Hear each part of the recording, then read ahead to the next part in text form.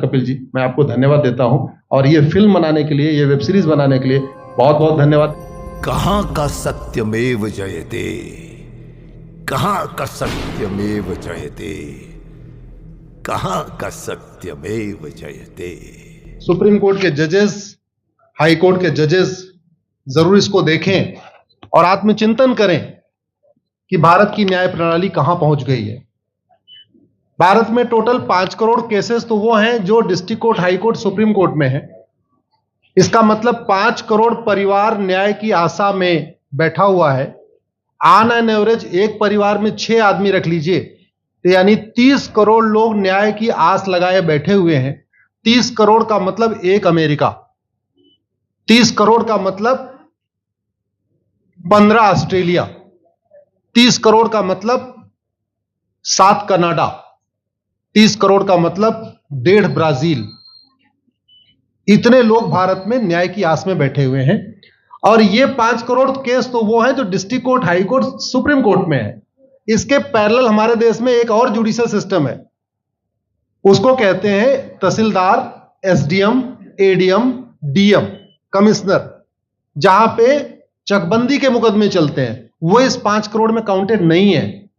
जो तहसीलदार के यहां मुकदमा होता है, एसडीएम के यहां मुकदमा होता है, एडीएम के यहां होता है, डीएम के यहां होता है, चकबंदी अधिकारी जिसको सीओ कहते हैं, डीडीसी कहते हैं, एसओसी कहते हैं, वो इसके पैरेलल में है और 5 करोड़ मुकदमे वहां पे भी चल रहे हैं।